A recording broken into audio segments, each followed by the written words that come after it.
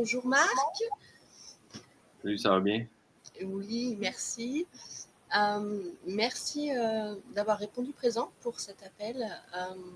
Donc, comme tu le sais, j'organise un sommet sur l'IEF. Toi, tu es de l'autre côté, tu es au Canada. Du coup, je me demandais comment ça se passait chez vous pour l'IEF et si tu avais des retours sur des enfants qui ont vécu cette IEF, cette instruction en famille. Nous, on appelle ça IEF chez nous, je ne sais pas chez toi exactement, mais tu vas nous dire ça. Ouais, ouais. Et puis, ouais, comment évoluent les gens en IEF par rapport à la société, par rapport à leurs apprentissages. On va essayer de faire le point ensemble sur ce qui se Parfait, passe chez toi. parfait. Ben, là, dans le fond, ce que j'entends comme 4 questions, quelque chose comme ça, j'embarque là-dedans, j'essaie de répondre aux 4. Eh ben, écoute, peut-être tu peux commencer par présenter, dire qui tu es, ce que tu fais chez toi. Oui. Voilà. Ben oui, oui, ben en fait, ouais, ça, moi, mon nom, c'est Marc-Alexandre Prudhomme. Oui, je viens, ben, je tiens juste à clarifier, j'habite à Montréal, je viens de la province de Québec. En tout cas, j'ai un accent différent du vôtre. Ça peut être une grosse surprise pour certains. Je tenais juste à mentionner une chose par rapport à mon accent, parce que dernièrement, j'ai pu avoir certains échanges avec des gens de la France. Puis une des choses qu'ils me disent, c'est on comprend les mots que tu dis, on entend les expressions, on comprend pas toutes les expressions, puis il y a une expression qu'on comprend pas, c'est fac. Qu'est-ce que ça veut dire fac? Fait que je tiens juste à clarifier, là, fait que si vous m'entendez dire fac, ce que je risque de dire très souvent, ça veut dire du coup ou à peu près rien. Là. Fait que, je vous invite à garder ça en tête. Mais ouais, c'est ça. Sinon, je pratique l'éducation à domicile avec ma fille qui va avoir 11 ans en septembre. Donc avec ma conjointe Camille. Puis En fait, moi, je suis impliqué dans le monde de l'éducation à domicile. En tout cas, le terme que j'utilise beaucoup, c'est éducation à domicile, mais comme tu faisais allusion tantôt, là, en fait, on peut avoir différentes terminologies, là, mais au Québec, il y en a qui vont utiliser éducation en famille, école maison. Fait qu'en tout cas, il y a plusieurs termes différents. Ouais, la raison pour laquelle on a fini par tomber là-dedans, c'est entre autres parce qu'on voulait ouvrir on voulait que notre enfant puisse fréquenter un type d'école alternative particulier là, qui s'appelle des écoles démocratiques. Je sais qu'il y en a un certain nombre là, en France. Puis nous, du côté du Québec, tout ce qui était comme plusieurs alternatives, si on voulait pouvoir les faire vivre à notre enfant, ça devait se faire à l'intérieur de l'éducation à domicile, notamment à travers la construction de certains centres, parce que c'était pas légal d'ouvrir une école qui soit une école démocratique au Québec.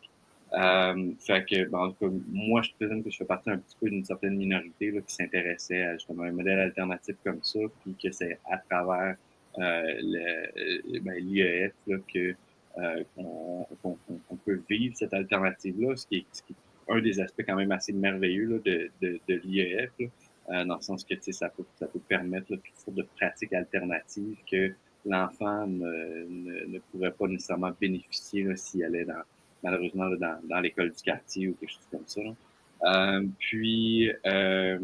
Fait que exactement. J'ai ouvert un centre éducatif alternatif, là, ça s'appelle Mon Libre, Centre éducatif agile à Montréal, que ma fille fréquente un certain nombre de jours par semaine, là, tout comme plusieurs autres jeunes là, qui font l'éducation à domicile. Écoute, ça se peut que j'ai oublié là, comme un certain nombre de questions, mais c'est comme une des questions que tu mentionnais, c'était justement là, entre autres là, qu'est-ce que je pouvais voir que des anciens devenaient. Moi, c'est sûr que c'est surtout à travers mon centre là, que je connais des anciens, parce que ça va faire là, bientôt 9 ans là, qu'on est ouvert. Moi, de ce que je vois de nos anciens, on en a plusieurs qui sont dans toutes sortes de domaines. Il y en a qui sont je pense c'est pas comme si on a eu un très, très, très grand nombre de jeunes à travers les années, là. Mais quand même, le bon nombre avec qui je suis encore en contact. Il y en a qui sont en train d'étudier à l'université dans différents domaines, quand même dans une bonne proportion. Il y en a dans une bonne proportion aussi là, euh, qui sont au cégep, qui serait, je pense, l'équivalent de la fin du lycée, peut-être, ou quelque chose comme ça. La faculté chez nous, ouais. Ah, ok, c'est pas lycée, c'est faculté. Je pensais commencer à saisir là, les différences entre le nom des niveaux et ainsi de suite. Là, mais, fait que, ouais, possiblement la fin de la faculté. Là, fait que c'est un peu autour de 18 ans. Puis souvent, c'est comme c'est pré-universitaire là, d'une certaine façon. Fait que ça permet là, aux jeunes d'aller à l'université. Fait qu'on en a comme une très grosse proportion, là, parce étant donné l'âge, vu que ça fait à peu près 9 ans, ben, l'âge de nos anciens, ben, comme ils commencent à être justement là, dans ce niveau-là.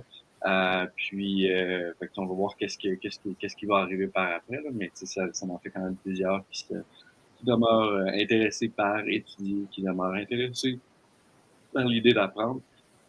Puis sinon, ben, on en a quelques-uns là, qui travaillent dans différents domaines qui étaient de leurs intérêts. Là. Fait que c'est ça. Ouais. Puis tu sais, je dirais, ben, tu sais, comme en général, puis c'est sûr que, tu sais, il y a quand même certaines exceptions, puis, tu sais, nous, on a eu certains jeunes qui sont venus, dont les familles se sont tournées vers nous, parce que, tu sais, c'était comme dernier recours, puis ça marchait pas, puis, tu sais, comme, dans le fond, tu sais, l'enfant avait eu, tu sais, auparavant, tu sais, comme des expériences assez traumatiques, tout ça, puis que, tu sais, comme, ben, tu sais, ces jeunes-là ne sont pas nécessairement dans ceux qui font le cheminement vers l'université ou quelque chose comme ça. Ben, tu sais, pour qui, tu sais, comme, tu sais, ça va, c'est pas nécessairement si facile tout ça. Mais c'est pour dire que, tu sais, nous, on a l'impression que justement, ce que leur parcours avec nous à Mont-Libre, puis dans le cadre de l'éducation à domicile, ce que ça leur a permis, c'est quand même d'aller mieux, que tu sais, comme de réduire les risques, tu sais, qu'ils puissent s'exposer à comme tu sais, toutes sortes de choses là, assez négatives, là, comme tu sais, des gros problèmes de dépendance et des choses comme ça. Mais tu sais, pour certains, c'est pour comme une petite minorité là, qui ont vécu des choses assez traumatiques quand ils étaient jeunes. On pense que ça les a aidés, ça l'a atténué ces risques-là, mais il y a des risques encore. Puis, fait que c'est pour dire que c'est pas comme complètement un miracle ce qui a pu se produire avec certains de ces jeunes-là. Il y en a certains avec qui ben, on s'attendait pas du tout à ce que justement qu'ils allaient choisir d'aller à l'école, parce que bon, nous souvent on va en avoir là, qui est rendu vers je dirais peut-être fin du collège ou quelque chose comme ça, vont choisir d'aller à l'école, ou les parents vont faire que bon là, on a fait l'éducation à domicile pendant peut-être 7, 8, 9 ans ou quelque chose comme ça, ben, on voudrait que tu rentres à l'école conventionnelle puis tout ça. Ben, sûr, ben, pour plusieurs jeunes, ben, on a eu comme plusieurs surprises de voir ok, cet enfant-là comme ben, très bien à l'école. Pas nécessairement que c'est qui apprécie l'école, qui apprécie le fonctionnement, mais qu'au moins, comme, académiquement, ça peut bien fonctionner, puis comme, dans une pas pire mesure socialement et émotionnellement. Fait que, ouais, c'est ça. Je pense que j'ai répondu à 2 des questions. Ouais. Chez toi, l'école, c'est obligatoire à partir de quel âge? Nous, c'est oublié. Moi, je serais curieux de savoir si c'est obligatoire à partir de quel âge. Nous, c'est de 6 à 16 ans. Fait que si l'enfant a 6 ans à partir du 1er juillet, normalement, il est censé aller à l'école. Puis c'est la même chose là, jusqu'à 16 ans. Alors nous, chez nous en France, c'était de 6 à 16 aussi jusqu'en 2019. Et depuis 2019, c'est de 3 à 16. Voilà, on compte 3 ans. Et nous depuis cette loi sur l'instruction en famille, on a beaucoup de parents qui ont des petits bouts de 3 ans qui sont juste pas prêts en fait et qui font des demandes d'autorisation parce qu'effectivement, 3 ans, c'est tôt, c'est vraiment tôt. Je crois qu'on est les seuls pays en Europe à le faire et peut-être au monde en fait. Et, et on se rend bien compte que c'est compliqué en fait pour les petits qui sont pas prêts. Non, vraiment. Vraiment, là, je peux très bien comprendre. Ben, je sais que du côté des États-Unis, ben, c'est sûr que l'éducation à domicile est beaucoup plus légale, beaucoup plus facile en général de pouvoir faire l'éducation à domicile. Mais par toutes sortes de pressions sociales, comme il y a ce qui se développe au lieu que ça soit soit des jardins d'enfants ou des garderies ou Mm, quelque chose comme ça. mm, C'est ce qu'ils appellent des preschool, donc c'est comme avant école, puis qui commence, là, je pense, c'est comme à 6 mois ou quelque chose comme ça. Là. Puis où est-ce que tu sais, comme l'enfant est évalué, puis on est en train de lui enseigner, puis comme tu sais, ben, en tout cas, malheureusement, moi, la manière dont je vois les choses, c'est qu'il y a pas, il y a même pas, tu sais, comme il a même pas le droit à son enfance de, tu sais, comme 0 à 5 ans, ou quelque chose comme ça. Puis, après, ça me brise le cœur un peu, de penser à ça. ouais, c'est difficile. Hein. 3 ans, c'est vraiment. Enfin, disons que nous, on a les nounous avant 3 ans. On a des nounous, donc des, des collectifs, des regroupements de nounous. On a voilà, quelques modes de garde, mais Hmm. très peu finalement. Et tout de suite, à 3 ans, ça doit être scolaire, à l'école, quoi, Ouais, scolarisé. ouais, Et avant, c'était 6 ans. Donc, bon, on pouvait faire l'IEF de 3 à 6 sans démarche administrative. Euh, et maintenant, on doit faire, même à partir de 3 ans, des démarches. ouais. Demander l'autorisation Puis d'élever son enfant. est-ce qu'ils sont plus flexibles avec les jeunes de 3 à 6 ans ou pas du tout? Au contraire. Au contraire. Ok. Au contraire, parce qu'ils estiment, en fait, comme on le voit, nous, depuis plusieurs années maintenant de pratique de cette loi, qu'en Ouais. fait, il vaut mieux couper l'arbre à la racine pour éviter que. Oh, wow. Ouais. Donc, du coup, on se rend bien compte ici, en tout cas, que ce qu'on appelle, nous, les primo-demandeurs, ceux qui veulent, en première intention, faire ça, pour leur enfant de 3 ans, eh ben, ils sont refusés. Oh, wow. Ouais, waouh. Waouh. Waouh. Enfin, c'est comme ça. C'est Ouais. comme ça. Pour l'instant, on espère que ça va évoluer, hein, bien sûr. On se bat pour ça, évidemment. Il y a quoi comme pratique chez toi dans l'instruction en famille? Est-ce que c'est plutôt du formel? Est-ce que vous avez des supports donnés par l'administration? Est-ce que ou c'est vraiment libre, informel, unschool, ce qu'on appelle, même chez nous, tu vois, unschooling? Ouais. Ouais, ben c'est ça. Ben, je dirais, tu sais, il y a un peu des deux là, dans une bonne mesure, là, puis tout ce qui peut se retrouver entre les deux. Par contre, puis ouais, ça me ramène peut-être à justement des questions que j'ai pas nécessairement répondu. Du côté du Québec, ce qui est obligatoire, c'est que tu te déclares si tu fais l'éducation à Mhm. domicile. Puis, je sais qu'il y en a, tu sais, qui essaient d'éviter cette chose-là, mais comme ça devient de plus en plus rare là, quand même. Notamment parce que le gouvernement s'est mis à chercher de tous ceux qui faisaient l'éducation à domicile puis qui n'avaient pas été déclarés là, avec des menaces d'amende, puis des amendes, puis, bon, et possiblement plus. Là. Mais fait que depuis, je pense depuis 2018, peut-être 2019, la manière dont ça fonctionne, c'est que tu te déclares, puis en te déclarant, ben, tu as comme certains comptes à rendre pendant l'année. Fait que normalement, tu as comme 4 choses à rendre. Tu as comme voyons, un projet d'apprentissage, un bilan de mi-année, je ne sais plus comment ça s'appelle l'autre document, mais qui est à remettre à peu près à la mi-année, puis un bilan de fin d'année. Là. Puis, tu es également obligé là, d'avoir une rencontre avec un représentant là, de ce qu'il appelle le département école-maison du ministère de l'Éducation. Fait que, ouais, fait qu'il y a quand même une quantité de paperasses là, qui sont à remplir d'une certaine façon. Ce qui est surtout demandé, c'est que ben, ton enfant soit comme assigné à un certain niveau, puis que, dans le fond, toi, comme parent, tu essaies de l'amener à parcourir en bonne partie ce niveau-là en fonction de 5 matières. Il y en a qui, pour différentes raisons, là, différents diagnostics possiblement, vont pouvoir avoir une exception où est-ce qu'ils vont se limiter à seulement 3 matières. Hein. Puis fait que les 3 matières principales, c'est, voyons, je peux me tromper, là, mais je pense que c'est mathématiques, français, anglais. Puis à ça se rajoutent les sciences et l'histoire pour ceux qui en faire les 5 matières. Je sais que ça, c'est les 5 matières. Pour les 3 matières, est-ce que c'est anglais ou science? Je me souviens plus, mais je suis pas mal sûr que c'est anglais. Puis, Une des choses que, tu sais, comme certaines familles ici ne savent pas nécessairement, c'est que l'enfant peut être, ne pas être au même niveau pour chacune des matières. Fait que, tu sais, comme, tu sais, je connais pas tant vos niveaux avec les plus jeunes, là, fait que je suis capable de faire la traduction, je suis assez dans l'affaire, mais, tu sais, comme on a plusieurs, tu sais, comme je connais des jeunes qui vont être, mettons, en cinquième année, puis en sixième année en mathématiques, puis en français, en anglais vont être en première année, ou en tout cas, bon, c'est comme ça peut varier là, un peu comme ça. Puis ben, d'une certaine façon, tu sais, ce qui est surtout obligatoire, c'est de montrer qu'on fait des efforts, tout ça.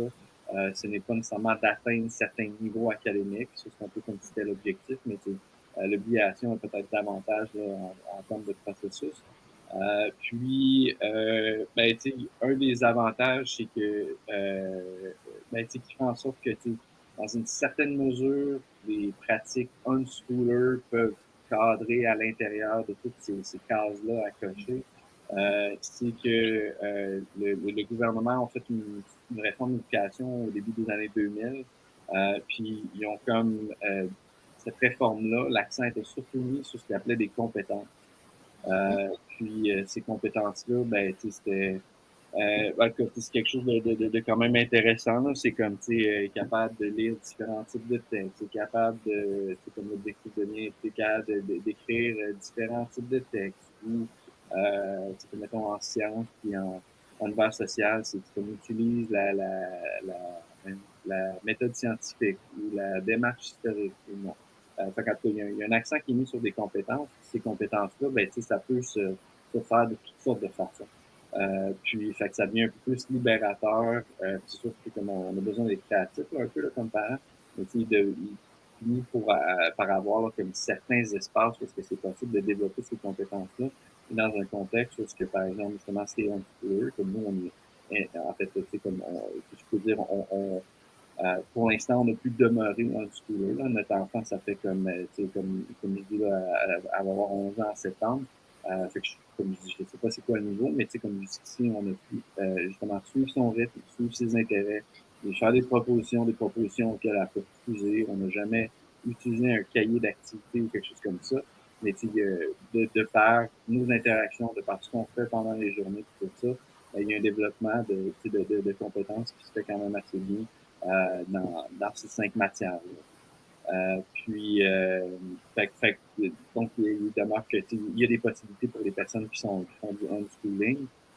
Puis, comme je dis, ben, ça fait en sorte aussi que il y a des possibilités pour les familles qui sont pas complètement homeschooling, qui sont comme entre les deux. Ben, justement, là, il y a plusieurs choses là, qui peuvent, dans le fond, se développer, qui peuvent permettre de cocher ces cases-là. Dans le contexte justement de ce programme-là. C'est un peu ça qui est intéressant dans la mesure où est-ce que quand le programme a été sorti là, lors de cette réforme du système d'éducation, ben, les enseignants, le terme chial, attends, je pense chialer, les enseignants se sont mis à se plaindre énormément à propos du programme. Plusieurs familles se sont mis à, des familles dont les enfants allaient à l'école régulière se sont mis à se plaindre du programme aussi. Fait que le ministère de l'Éducation a fini par produire un deuxième programme. Fait que comme enseignant, normalement, ben, tu peux choisir un programme ou l'autre, comme tu sais, de déplacer d'un programme à l'autre. Puis ce que ça finit par faire au bout du compte, ben, c'est que ça donne plus de possibilités pour toi comme parent unschooler, là, ou parent qui fait l'éducation à domicile, pour avoir des options là, parmi lesquelles choisir pour justement là, comme voir, ben, OK, mon enfant a comme tel intérêt, il aime faire telle ou telle chose, ben, comme ça rentre peut-être dans tel cadre de tel programme. Fait que, comme ça, ben, je vais être possiblement correct avec, le ministère de l'Éducation. Ouais, donc beaucoup de liberté finalement pédagogique. Ben, c'est-à-dire, c'est que il y a moyen d'avoir de la liberté pédagogique, une liberté éducative, mais dans la mesure où est-ce que tu as besoin d'une certaine façon de comprendre ces programmes-là, de comprendre le langage, puis d'être créatif dans une bonne mesure. Mais au bout du compte, c'est quelque chose qui finit par être possible. Puis je pense que, tu sais, comme, bon, je sais pas comment se façonnent les différents réseaux de familles qui font l'IAF en France, mais tu sais, au Québec, ben, tu sais, il y a comme, notamment là, sur des groupes Facebook, tout ça, il va y avoir plusieurs réseaux de familles qui vont s'entraider, puis tu sais, comme, partager leurs différentes idées, leurs différents besoins. Donc, je pense qu'il y a comme une éducation qui se fait entre les différentes familles pour justement avoir, ben, tu sais, comme voici, moi, ce que, comme famille unschooler, ce qu'on a proposé à notre représentant du ministère, qui a pu passer, qui a pu fonctionner, puis tout ça. Donc, ouais, au bout du compte, tu sais, ça, c'est pas si facile, mais c'est possible d'avoir une certaine liberté. Ouais, ouais, c'est top. Ouais, nous aussi, en France, on communique beaucoup en local, en national, et on arrive à trouver, à faire des rencontres, des activités, des sorties, etc., et à communiquer sur nos problématiques techniques, quoi. Quel manuel tu utilises, quel support tu utilises pour telle ou telle notion. Mm. On a pas mal nous, de pédagogie alternative qui sont présentées en IEF. On a Montessori, Freinet, Unschooling Total, un mélange de pédagogie par la nature. On a vraiment beaucoup de formes en fait d'IEF, au-delà du formel en fait. Enfin, tout ce qui est apprentissage formel, finalement, des familles qui pratiquent à 100% du formel, il y en a très très peu en fait. Ah, OK. Ben, tu sais, moi ce que j'ai l'impression qui se produit, c'est que souvent, comme, ben, tu sais, en tout cas, nous, du côté du Québec, là, du Canada, c'est, parce qu'en fait, c'est qu'il n'y a pas tant de familles qui vont choisir dès le départ l'éducation à domicile. Il y en a beaucoup qui vont préférer justement envoyer leur enfant à l'école. Puis après un certain temps, ben, tu sais, ils voient que leur enfant a perdu le sourire, qu'ils n'entendent plus leur enfant rire autant, que l'enfant, comme, je sais pas, là, tu sais, comme, commence à avoir là, tu sais, différents problèmes, tu vois, vu l'intimidation, ou comme juste n'est pas bien dans sa peau, n'est plus l'enfant qu'il était.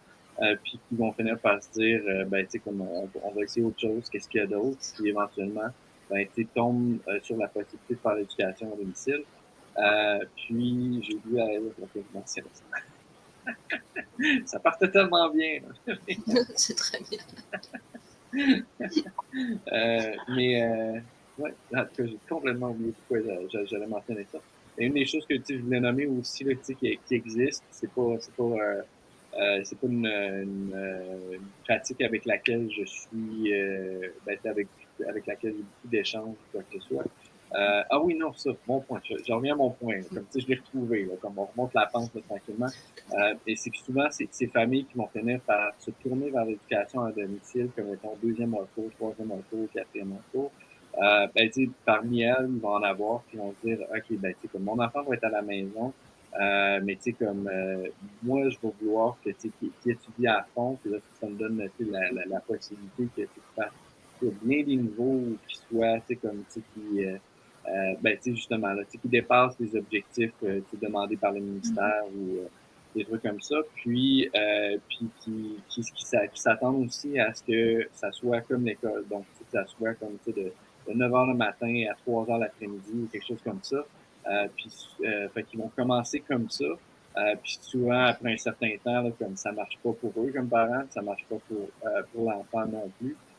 Puis qu'ils finissent par réaliser, ah, ok, tu sais, je peux davantage suivre le rythme de mon enfant, là, dans le sens que il y a certains moments où ce que mon enfant risque d'être comme plus, notamment là, pour ceux là, qui sont peut-être plus en mode, c'est comme peut-être plus régulier ou conventionnel, où est-ce que ils veulent que différents cahiers de soie, des choses comme ça. Ben, tu sais, on se rend compte, ben, tu sais, ah, ok, ben, tu sais, nous, autour de 2 heures l'après-midi, c'est là que, j'en fais l'enfant est le plus intéressé et le plus motivé, quelque chose comme ça. Donc, on va essayer tu sais, de maximiser ce temps-là, puis c'est comme de laisser l'enfant pouvoir jouer, satisfaire ses différents besoins avant de le tourner vers du pédagogique ou d'éducatif, quelque chose ben, davantage académique, là, pour qu'il n'y ait rien de pédagogique qui se produit avant le cahier, là, tout au contraire. Mais puis fait que souvent, ben, c'est aussi qu'il y a comme cette transition-là là, qu'on voit là, de certaines familles. Moi, ça, un des autres groupes qu'on n'a pas nécessairement mentionné, puis que je sais qu'il existe au Québec dans une certaine proportion. Je sais que c'est pas, selon différentes recherches qui ont été faites, c'est pas nécessairement le groupe majoritaire en termes de ceux qui choisissent de faire l'éducation à domicile, mais un peu comme dans différentes autres régions du monde, là, il y a quand même un certain groupe là, que c'est pour des raisons religieuses, puis que mettons qu'il y a un beaucoup plus gros accent là, sur le religieux de différentes façons. Là, puis je pense aussi à différents niveaux là, qui est fait là, au niveau de l'éducation à domicile.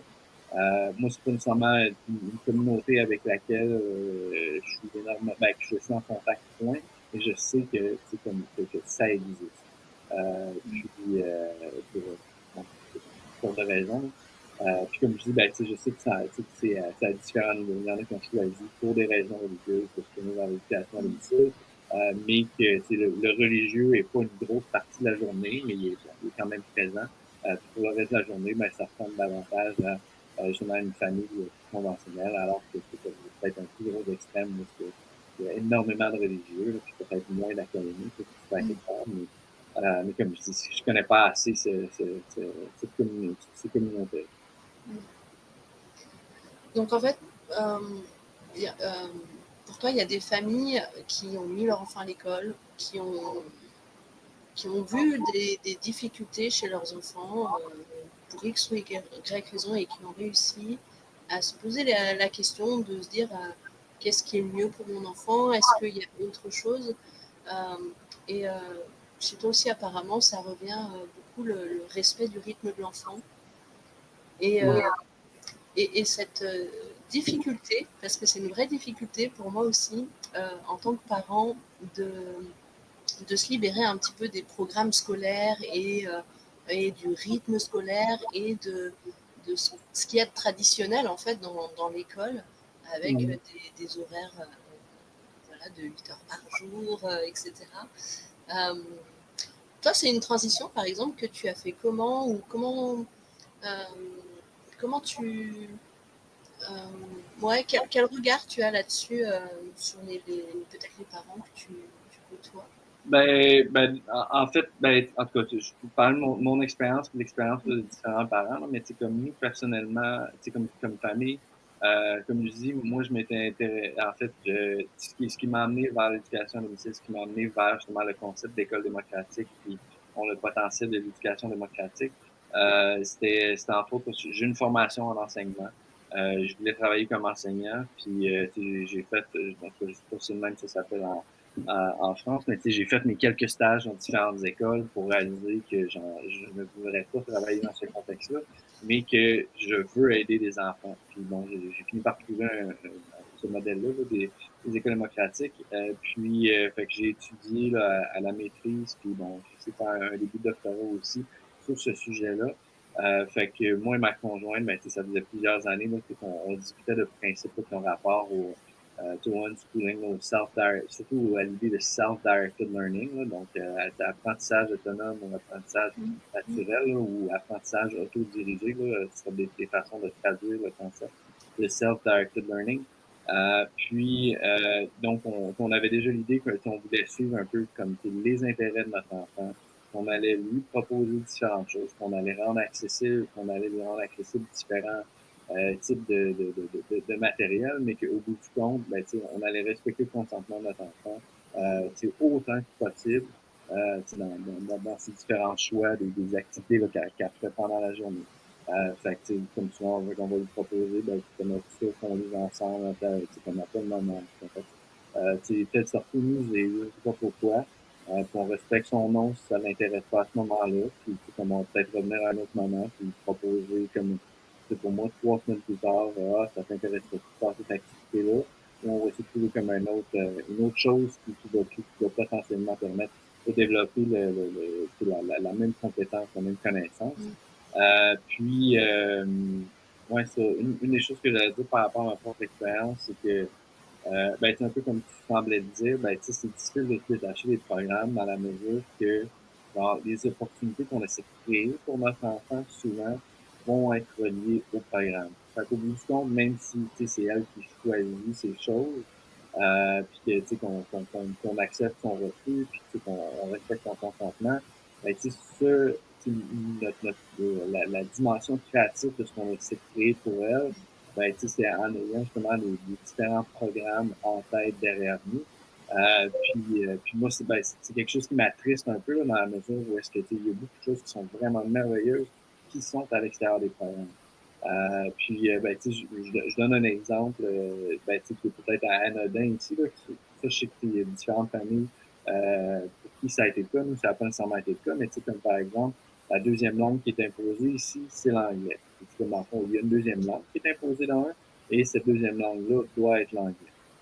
Mais tu sais, comme c'est, si mettons, tu as un enfant que, tu sais, lui, ça l'intéresse d'apprendre le japonais ou soit ou l'arabe ou l'allemand ou l'italien, je sais pas pourquoi, ben, qu'est-ce qui est si problématique à l'idée de dire, on va explorer, tu sais, comme ses intérêts à l'enfant-là, en ce moment, puis construire autour de ça, mais tu sais, comme, alors que là, nous, ben, tu sais, le réflexe de plusieurs parents qui vont être, mettons, dans notre situation, ben, ça va être de voir, ben, OK, ben, qu'est-ce qu'on peut créer comme opportunité pour l'enfant qui va être en anglais? Fait que, on va regarder des films en anglais, ou on va, en fait, peu importe quoi, là, mais tu sais, et donc, fait que, il y a comme des opportunités à côté desquelles on passe d'une certaine façon. Puis, tu sais, comme, moi, je sais que de mon côté, tu sais, comme pendant un certain temps, comme moi, personnellement, j'aime beaucoup les activités sportives, j'aime beaucoup le sport, j'aime beaucoup, bon, tu sais, comme, les bouger comme ça. Puis, tu sais, comme, il y avait certaines séquences où est-ce que, tu sais, j'aurais aimé ça, tu sais, comme, justement, comme, créer plus d'opportunités auxquelles ma fille pouvait dire non, mais tu sais, qui aurait rapport, tu sais, davantage à des activités, tu sais, qui étaient du sport, puis tout ça. Puis qu'au bout du compte, ben, tu sais, je voyais moi et ma conjointe davantage pour mettre l'accent sur quelque chose qui va peut-être travailler des mathématiques, puis c'est comme puis l'écriture ou des trucs comme ça. Puis pas qu'on veut pas ça pour notre enfant, mais puis il y a différents moments où que quelque chose d'autre aurait pu être plus intéressant, significatif pour son développement, puis on est passé à côté de ça. Ben, c'est ça pour revenir à ta question avec justement les différentes ça, c'est mon expérience, là, plutôt de différentes familles qui eux autres, justement, ont fait la transition, parce que bon, moi, je ne veux pas avec le centre, je finis par avoir justement comme même une certaine proportion de familles qui se tournent vers nous, entre autres, parce que à la base, ils ne voulaient pas nécessairement faire l'éducation à domicile, entre autres, pour pouvoir continuer de travailler. Fait que le centre, ben, tu sais, finit par comme offrir un certain espace où est-ce que, tu sais, il y a 2 journées, 3 journées ou 4 journées par semaine, ben, tu sais, leurs enfants peuvent se retrouver. Puis bon, les autres journées de la semaine, là, ils vont pouvoir justement leur faire leur expérience qui va peut-être un petit peu davantage justement en famille. Dans ce cadre-là, ben, c'est ça. Fait que là, on a plusieurs familles qui sont tournées vers nous. Puis l'expérience, souvent, c'est que tu sais, les premières semaines, les premiers mois, il y a un peu comme la panique de voir, ben, je sais pas c'est quoi qui est dans les programmes. Je vois qu'il faut que tu sais, comme les programmes sont comme imposés par le ministère de l'Éducation. Il y a comme un suivi qui est fait autour de ça. Fait que, tu sais, comme on va essayer de produire bien du travail qui est autour de ça comme tel, puis qui justement ne voit pas nécessairement les différentes règles dans le programme qui pourraient faire en sorte que tu sais, justement comme d'alléger la tâche pour eux, d'alléger la tâche pour l'enfant, puis qu'ils puissent se connecter davantage à leurs propres besoins, à leurs propres intérêts, et ainsi de suite. Mais souvent, cet apprentissage-là finit par se faire après comme un certain nombre de mois, puis tout ça. C'est pas nécessairement simple, et puis il y a vraiment un besoin de mettre en place les différentes formations pour ces familles-là, pour voir, ben, voici les opportunités, voici comment ça pourrait fonctionner, pour que ça soit peut-être plus sain au niveau plus simple, plus facile au niveau de votre travail avec votre enfant. Donc vraiment suivre son rythme, ses centres d'intérêt et mettre en face en fait des compétences qui sont attendues. C'est un peu ce que je retiens de ce que tu dis. C'est ouais, suivre le rythme de l'enfant et le laisser se développer des compétences aussi propres en fait, plutôt des compétences sociales, euh, de relations, de travail euh, en binôme ou en groupe, ce genre de choses. Tu sais, dans le fond, tu sais, je veux dire, il y a différentes compétences sociales qui vont pouvoir se développer, mais c'est sûr que, tu sais, ça va dépendre de, tu sais, justement, qu'est-ce que la famille finit par choisir de faire. Puis, tu sais, il y a ces compétences-là qui peuvent se développer dans un centre comme dans celui où je travaille, mais qui peuvent se développer aussi là, dans différents autres contextes, là, comme, tu sais, comme nous, le centre où est-ce que je travaille, normalement, jusqu'à tout dernièrement, l'âge pour pouvoir commencer à fréquenter, c'était 9 ans. Veux pas, ben, ma fille avait pas cet âge-là pendant une bonne période de temps. Elle participait dans différents groupes. Elle a fréquenté un autre genre de lieu d'activité là, qui s'appelait le Lion la Souris, là, qui malheureusement n'existait plus, mais tu sais, qui était tout le principe de l'école de la forêt. Donc, elle faisait ça pendant une journée par semaine.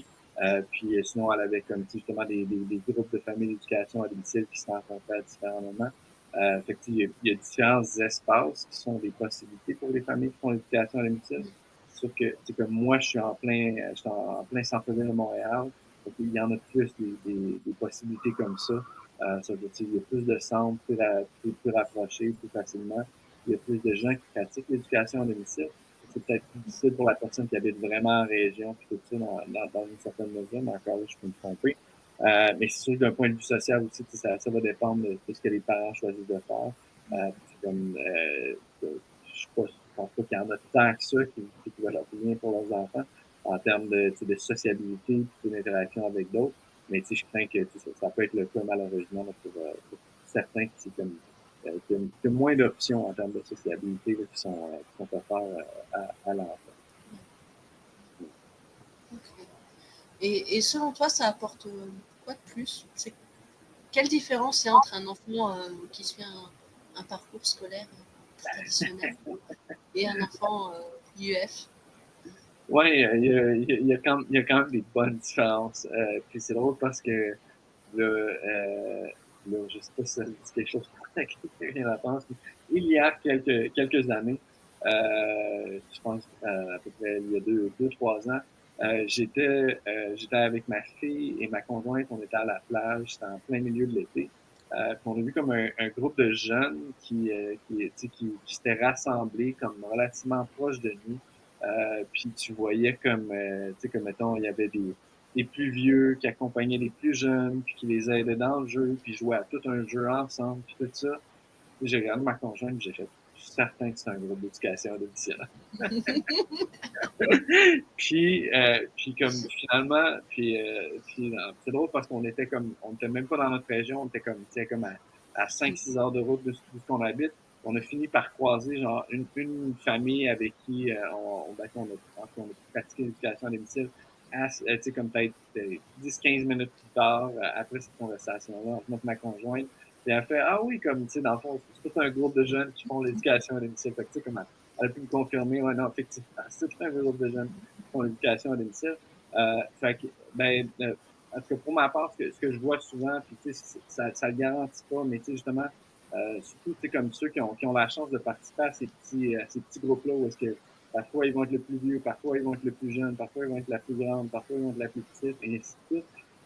Puis le fait, je pense, c'est que souvent, tu sais, ces groupes-là, c'est rare que, tu sais, ça va être un rassemblement de 300 jeunes ensemble. Tu sais, ça va être comme 5, 6, 7, 8, 9 ou quelque chose comme ça, puis qui sont de différents âges. Puis, je pense qu'il y a plusieurs façons de pouvoir avoir du plaisir comme enfant, de jouer ensemble comme enfant, même s'il y a ces différents âges-là.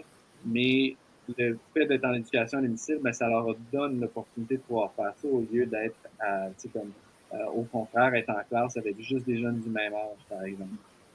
Puis d'être et donc à l'inverse, de ne pas être mis en compétition avec chacun de ces jeunes-là. Parce que de toute façon, je veux dire, tu sais, comme ton enfant qui a comme 10 ans, tu peux pas vraiment le mettre facilement en compétition avec ton enfant qui a 6 ans ou quelque chose comme ça. Tu sais, lorsqu'il y a ces différents groupes-là.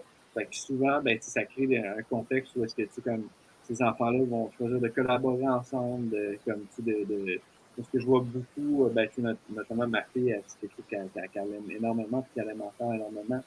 Il y a comme beaucoup de jeux imaginaires qui s'échangent, puis qui partent, puis ils se promènent un petit peu partout. Puis fait c'est ça. Fait que ce que je vois, c'est comme ce développement de compétences, de comme comment aider le plus jeune, comment inclure le plus jeune, comment adapter ce que tu fais à, justement aux besoins des autres là, dans le contexte de jeu, comment apprendre du plus vieux et ainsi de suite, puis comment être inspiré par le plus vieux ou les plus vieux. Fait que, donc, moi, j'ai l'impression qu'il y a cette dynamique-là qui se crée beaucoup chez des jeunes qui font l'éducation à domicile.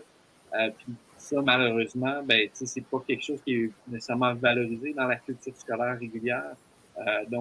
Moi, des fois, je vais avoir des jeunes qui, justement, quand ils vont rentrer à l'école, comme, comprennent pas les dynamiques de, tu sais, surtout ceux qui ont fait de l'éducation à domicile toute leur vie, ou, tu sais, comme fréquenter des centres un peu comme le mien, ils comprennent pas la dynamique de rejection qu'il peut y avoir entre différents jeunes, puis genre, pourquoi je jouerais pas avec lui aussi? On aime tous les deux, on aime les Pokémon, je sais pas pourquoi. Hein.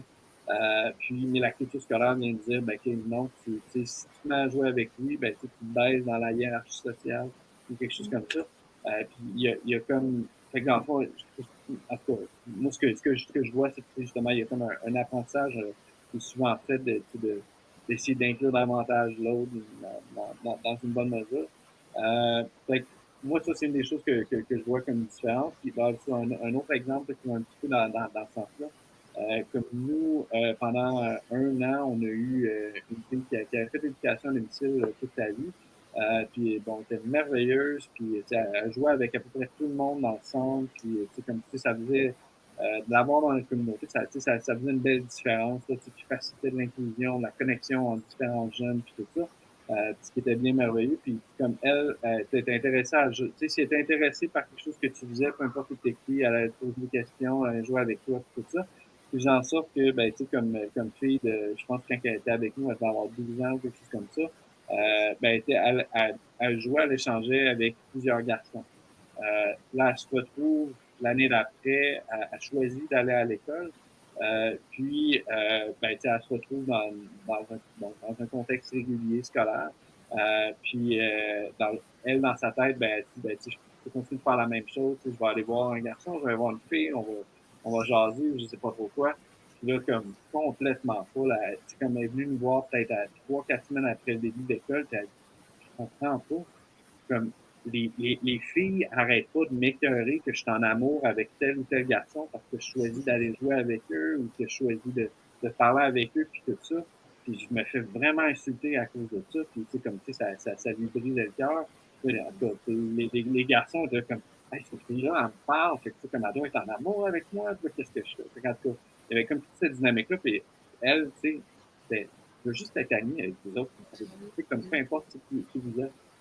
Puis fait, il y a comme fait, moi j'ai l'impression que justement il y a certains apprentissages qui se développent, certaines valeurs, certaines façons d'être, vouloir échanger avec plusieurs gens qui je pense qui peuvent être merveilleuses. Puis sinon, l'autre chose que je vois qui se produit un peu d'un point de vue académique, c'est sûr que tu sais comme moi je travaille surtout avec des jeunes qui sont qui sont beaucoup plus dans un mode unschooling. C'est pas comme tu sais, où est-ce que leurs familles sont tous unschoolers, puis comme complètement unschoolers.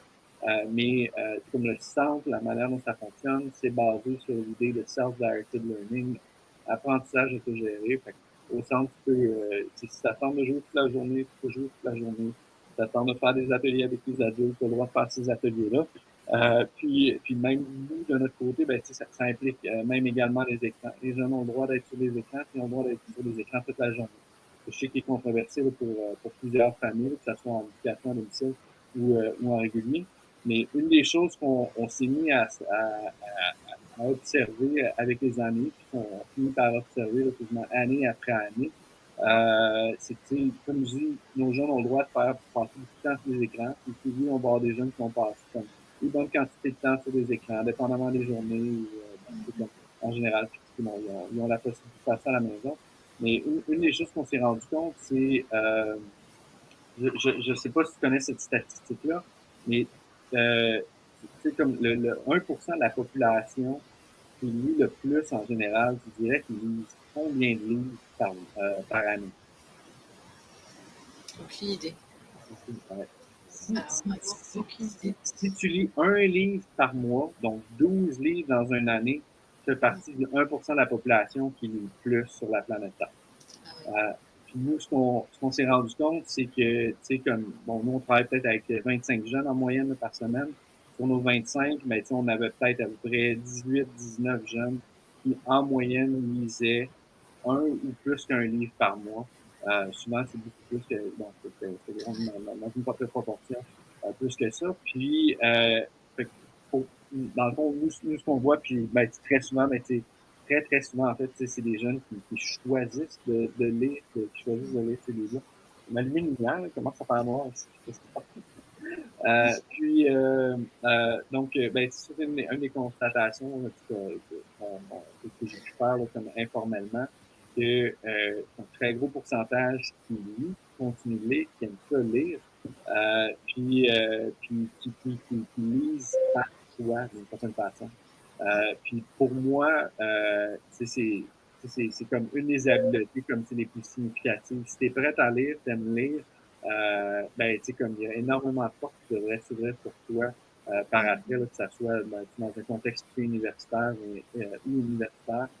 Parce que, bon, dépendamment c'est quoi le domaine dans lequel tu vas, là, mais il y a beaucoup de domaines où est-ce que le gros prérequis, c'est tu lis-tu, puis bon, en deuxième, ben, est-ce que tu écris? Fait qu'académiquement, bon, une des choses qu'on voit beaucoup, puis je sais pas s'il y a comme quelque chose Je qui... sais pas s'il y a. Je ne sais pas. c'est stressant en tout cas. C'est pas grave. OK, ben, parfait. Ben, Pourtant, puis sinon, ben, tu sais, l'autre exemple que je voyais là, tu sais, qui faisait cette différence-là, c'était entre autres, ben, tu sais, nous, de nos anciens. Ça va exploser, là. on est Euh, parasité, c'est pas possible.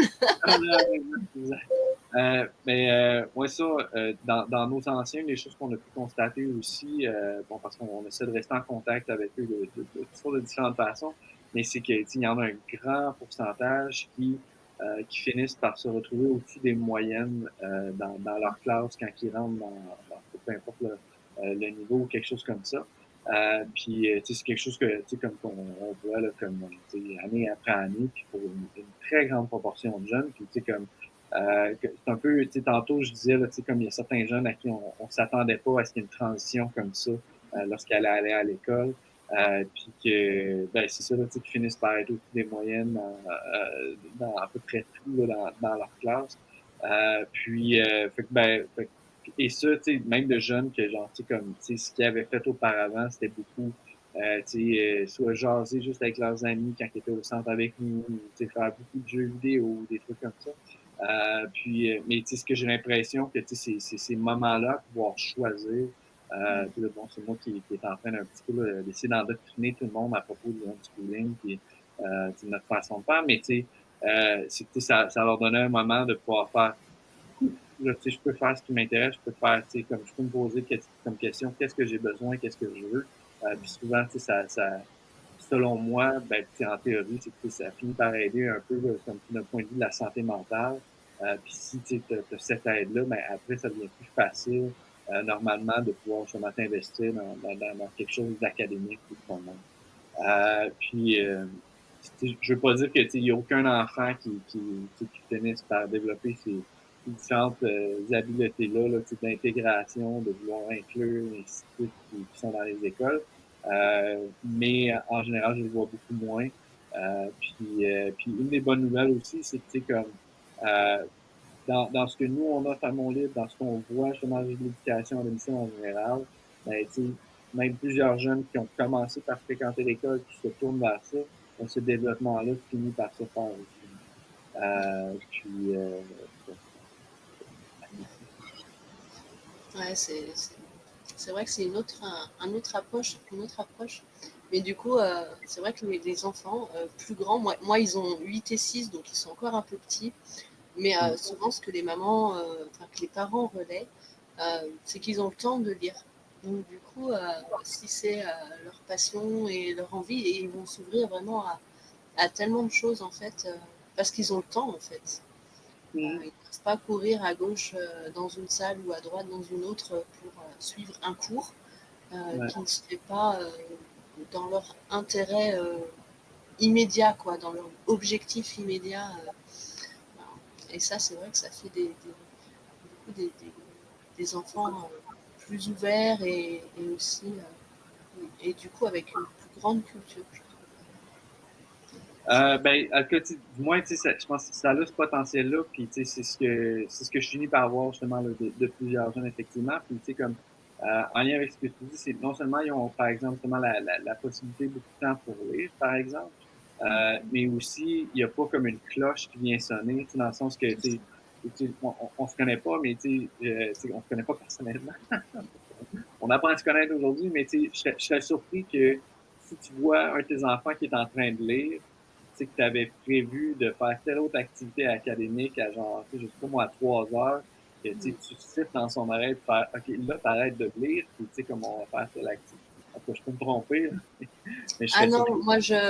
moi depuis qu'ils sont petits, et Ouais. vraiment, quand ils sont concentrés sur une tâche, même Mhm. si pour moi, ça vraiment, ça présente pas d'intérêt, entre guillemets, enfin, je veux dire, Ouais. mais qui sont focus dedans.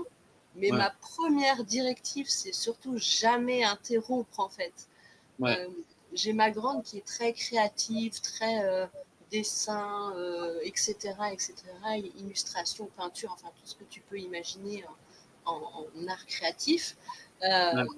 vraiment, elle peut se focaliser des heures dessus. Et ma limite que je me suis posée, c'est vraiment de ne pas interrompre cet élan, en fait, et vraiment de la laisser. Pourquoi j'irais interrompre quelque chose qui la passionne, en fait? Ça n'a pas de sens. Ouais, non, effectivement, puis écoute, en tout cas, je regarde ton matériel en arrière, puis ça fait, en tout cas, ça me semble beaucoup d'inspiration Montessori, hein. Ça, Puis, c'est. ouais, ouais, ok, ouais, c'est ça. Puis tu sais, cette idée-là, c'est justement, là, c'est une idée très Montessori, là, de l'enfant est concentré. Oui, Tu t'effaces, tu t'éloignes, c'est tu fais ça. comme si tu ne le connaissais pas. Tu sais, nous, au centre, c'est quelque chose qu'on essaie de faire. Moi, personnellement, c'est quelque chose que j'essaie de faire avec ma fille.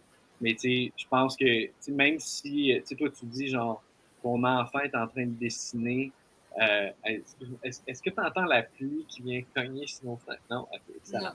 Non. Parfait. Mais tu dis même que, genre, quand c'est du dessin, même si ton enfant a l'air concentré à faire du dessin, tu t'effaces. Mais tu sais, même si j'ai l'impression que certaines personnes ne connaissent pas ce principe-là, qui font l'éducation à domicile, s'ils voient leur enfant qui est en train de lire, ils vont peut-être faire, OK, là, je le dérange pas, au moins. Puis en tout cas, pour ceux qui sont pas vraiment familiers avec cette idée-là de justement, si mon enfant est concentré à faire quelque chose comme du dessin, l'idée, c'est beaucoup de pratiquer à être concentré. Fait que, comme éventuellement, il y a toutes sortes d'activités qui vont impliquer, qui vont demander comme avoir beaucoup de concentration, mais si tu as pu pratiquer ça à plusieurs moments dans ta vie, dans ton enfance, puis même si ça a commencé avec du dessin, c'est une habileté, c'est une compétence qui peut être super utile là, comme tout le long de sa vie. Euh, l'autre chose que j'allais rajouter par rapport à ça, c'est que comme nous, dans notre cas, c'est arrivé souvent que notre fille, par exemple, elle va comme nous, on est couche tard, lève tard.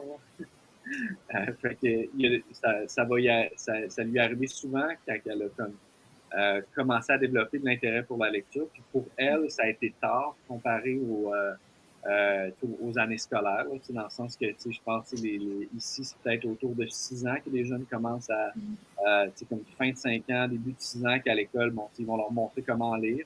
Puis, comme nous, ce qu'on a pu constater, c'est que les enfants du quartier, ben, ils commencent à être capables de lire, comme différentes phrases, puis tout ça. Puis nous, notre enfant était comme, que je déteste le terme en retard, mais était derrière ce rythme-là. Ouais. On a comme continué de choisir, de suivre son rythme, puis tout ça, puis de lui faire différentes propositions, puis tout ça. Puis éventuellement, que je me souviens plus, c'était peut-être vers la fin de ses 7 ans ou quelque chose comme ça, que là, elle a commencé à lire de par elle-même. Puis souvent, ça arrivait vers 10 heures le soir. Fait que c'était à 10 heures le soir, puis ça l'intéressait de lire.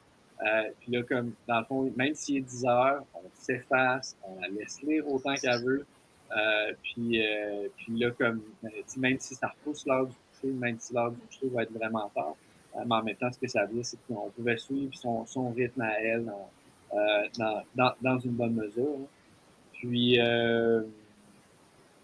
ouais, c'est ça. Fait que, nous, de notre côté, c'est quelque chose qui a fini par se produire beaucoup. Là. Tantôt, je parlais de justement suivre comme d'essayer de s'adapter un peu au rythme de l'enfant, puis qu'il y a des moments où est-ce que ça va mieux fonctionner. Puis nous, tard le soir, il y a plein des choses qui nous intéressent de faire. En journée, Oui, pas nécessairement d'un point de vue académique. Puis il y a toutes sortes de choses bien intéressantes qui vont pouvoir se développer. Mais beaucoup de choses académiques vont se produire justement entre ouais, 10 heures, entre 10 heures et c'est minuit. Là. vrai. C'est Ouais, là. ouais. Ben, ma grande, elle est un peu pareille. Hein. Elle peut te sortir les multiplications, ouais, pareil, à 22 heures et Ouais. dire c'est le moment, quoi. Vas-y, donne-moi un exercice. Ok, Mais, on y va. mais, ah ouais, même chose ici. Même chose ici. Ah oui, oui, ils sont. Et nous, tu vois, ils disent, quand on doit préparer, enfin, l'académie, le rectorat, tout ça, nous disent, quand on doit préparer des dossiers, des projets éducatifs, parce que Ouais. maintenant, pour faire cette demande d'autorisation d'instruction en famille, on doit préparer des projets éducatifs. Euh, et, euh, et tu vois, on doit dire comment on organise notre travail, comment s'organise une journée de travail. Mais en vrai, un enfant, si tu suis son rythme, si tu suis son intérêt, si tu le, le cloisonnes pas dans des cases, ton enfant, il apprend tout le temps, en fait, euh, du 1er janvier au 31 décembre, il n'y a pas de vacances, en fait. Et c'est son rythme, c'est pas le calendrier scolaire, c'est ça que je veux dire. C'est Ouais. voilà, tu vas apprendre par une sortie, par une rencontre, par simplement aller acheter une baguette de pain. Euh, et, euh, et c'est vraiment, je pense que ouais, c'est vraiment important en fait à comprendre que en IF, on n'est pas dans un cadre scolaire, on est dans un cadre familial. Euh, Ouais. et tout l'environnement en fait fait les apprentissages. Il faut effectivement un environnement riche, il faut sortir, il faut bouger, il faut faire des choses. Il faut aussi rester à la maison et savoir se poser, mais c'est tout un, tout un environnement en fait. Mm. Je pense que là-dessus, tu es plutôt OK avec ça ou... Oui, oui, non, absolument. Ben, puis, tu sais, comme, tu sais, tantôt, quand je parlais justement d'être créatif, puis ça finit par devenir comme justement la tâche du parent éducateur ou du parent éducatrice, ben, tu sais, justement, là, créer ce milieu-là pour l'enfant, tu sais, qui est stimulant. Puis, tu sais, comme, ben, tu sais, je sais que nous, c'est un principe qu'on utilise à mon livre, mais qui s'utilise facilement dans mon éducation à domicile. Nous, c'était comme l'idée de genre, tu sais, justement, d'avoir du matériel qui dit à l'enfant, là, tu sais, comme, prends-moi puis fais quelque chose avec moi. Fait que, tu sais, ça va pouvoir être de, tu sais, justement, d'avoir placé certains livres qui vont être en fonction de son intérêt à certains endroits, ou tu sais, d'avoir un tel instrument de musique à tel endroit qui est facilement accessible, ou du matériel d'art qui est comme, comment facilement accessible à tel autre endroit, ou bon, des trucs comme ça. Là. Puis bon, il y a plus qui peut être fait, là, justement, comme comment tu penses les sorties, comment tu penses justement des sorties avec d'autres jeunes, puis des trucs comme ça. Là. Mais ouais, non, ça finit définitivement par ça. Là, je pense que c'est du travail là, du parent éducateur. Il y avait un autre. Complètement. Ah oui, une des choses que je voulais nommer que je trouvais intéressante, puis tu sais, encore une fois, c'est anecdotique, là, tu sais, ben, tu sais, comme je dis, tu sais, c'est en lien avec les jeunes avec qui je travaille qui sont peut-être davantage unschooler. Mais tu sais, comme une des choses que j'entends comme constat de plusieurs, c'est que, tu sais, bon, ces années-ci, tu sais, il y a beaucoup de pression pour que l'enfant ne soit pas sur des écrans, puis bon, des trucs comme ça. Surtout venant de grands-parents. Comme ça, là. Une des choses qui se produit souvent, c'est que justement, quand l'enfant, tu sais, comme par exemple pendant le temps des fêtes ou peu importe quoi, se retrouve chez des grands-parents ou quelque chose comme ça, ou tu sais, chez des membres de la famille, il y a comme, tu sais, cette pression sociale, tu sais, on veut pas l'enfant sur un écran ou quelque chose comme ça. Ben, une des choses que, tu sais, comme moi j'ai pu constater, c'est que tu sais, nos jeunes, en ayant justement plusieurs opportunités de pouvoir faire ça, puis de s'investir dans ce qui les intéresse, ben, souvent dans ces contextes-là, vont comme être à l'aise de comme rester tu sais, à la table avec des adultes, puis échanger, puis tu sais, comme en tout cas, tu sais, être là de manière patiente, de manière patiente. Puis, fait, que, en tout cas, c'est pas une garantie que ça produit ça, Mais c'est une des choses que je finis par faire comme constat de plusieurs jeunes avec qui j'ai pu travailler, que c'est quelque chose qui revient d'une certaine façon. C'est sûr que l'enfant qui n'a jamais vraiment eu qui a un rythme d'imposer du début de la journée à la fin de la journée en étant dans le contexte de l'école, ben, quand il est en contexte de congé ou quelque chose comme ça, ben, c'est sûr que ça devient bien difficile pour lui de ne pas vouloir faire. Mais là, je peux plus avoir mon temps pour moi ou faire mes petites choses. Ainsi de suite. Ouais. Ouais, c'est l'autogestion en fait. Ils apprennent par leur propre expérience et, et leur propre. C'est clair que s'ils restent 10 heures sur un téléphone ou 10 heures sur un ordinateur, peut-être qu'après ils auront mal à la tête et peut-être qu'après ils se poseront la question de savoir ce qui est bon pour eux. Ouais, non, effectivement. Effectivement. Puis, bah, écoute, c'est une des choses que je vois dans une bonne auto. Je branche mon ordinateur.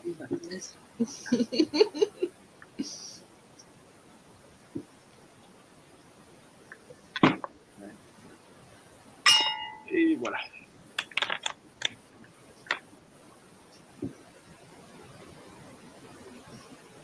Ouais. Donc c'est de l'autogestion. Tiens, une petite dernière question si tu as encore 2 minutes à m'accorder. Oui, absolument.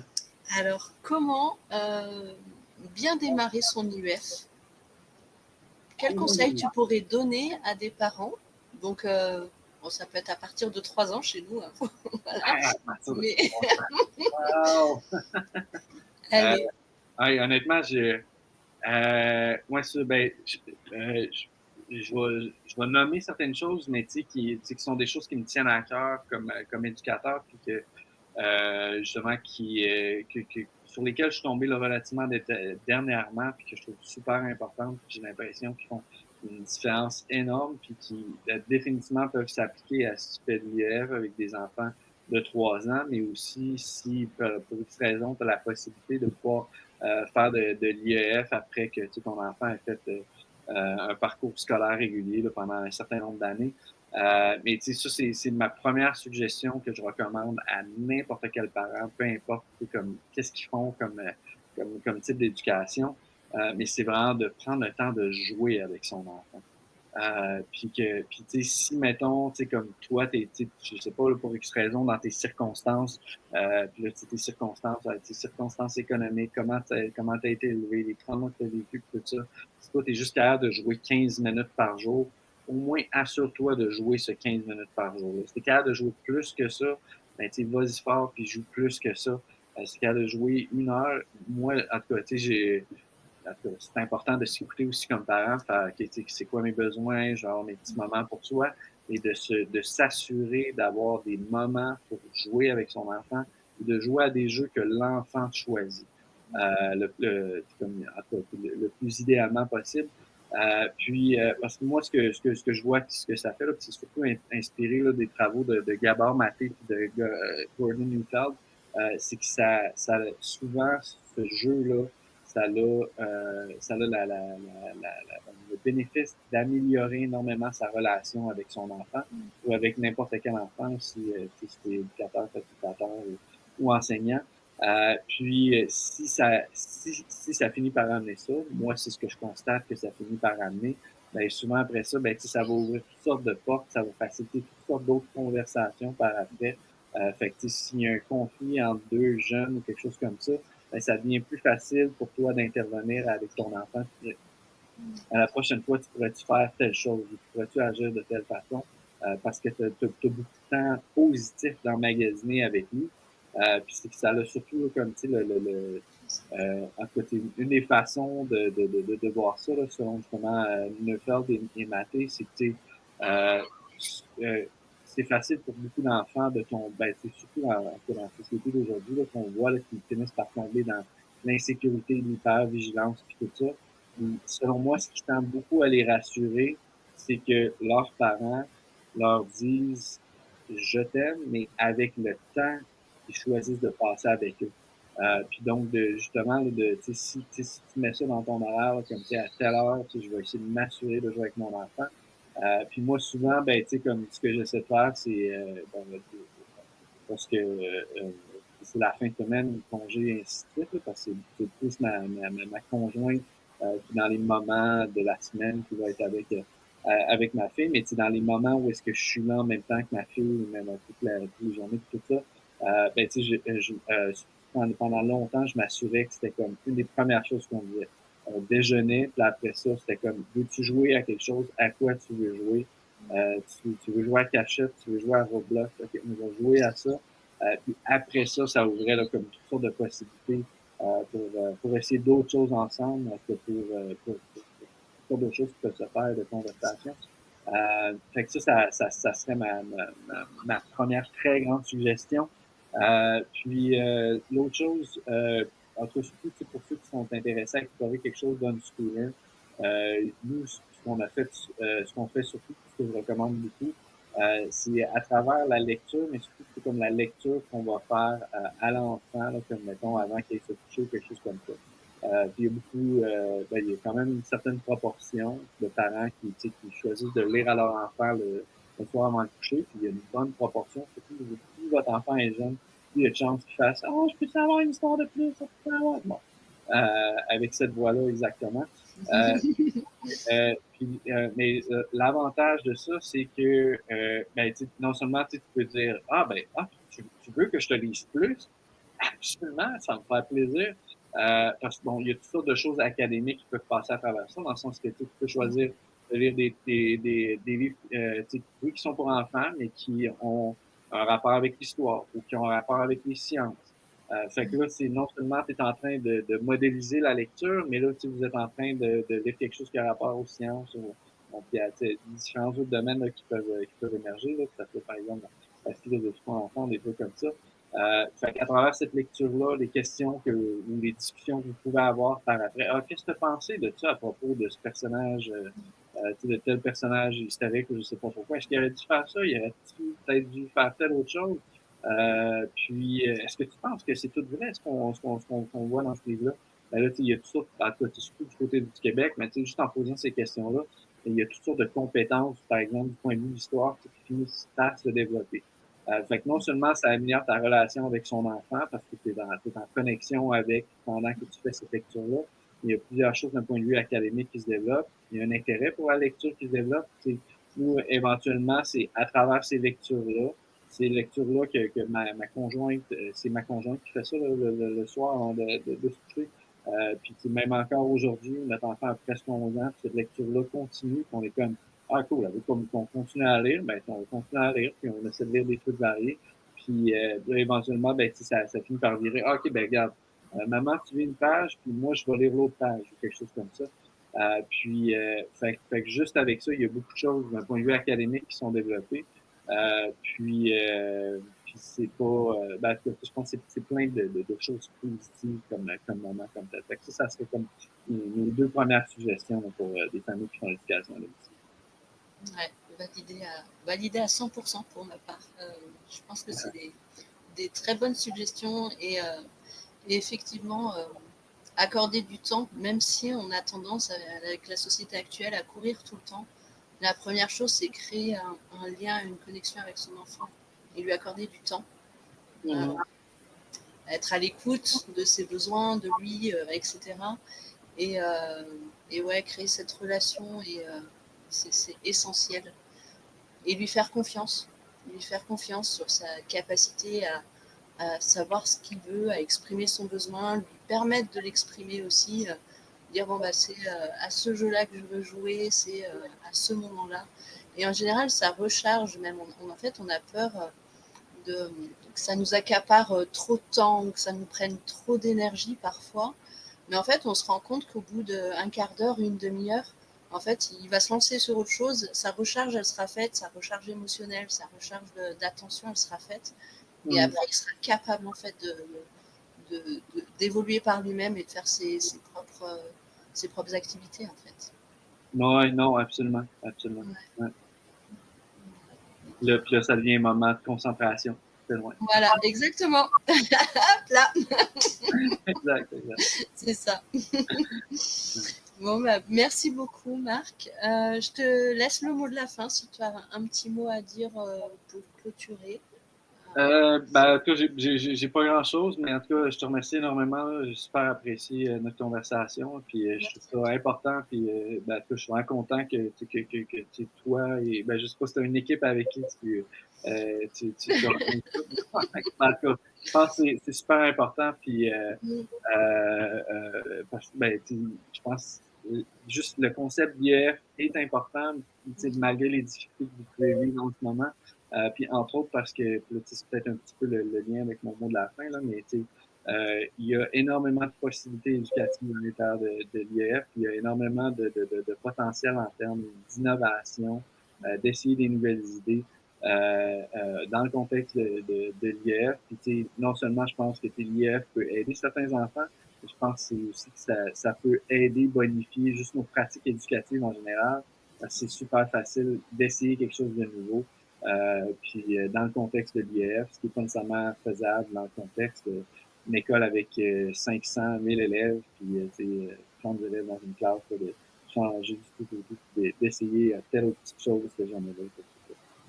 Fait que c'est ça. Fait en tout cas, merci encore une fois, super. Merci à toi. Merci beaucoup. Plaisir.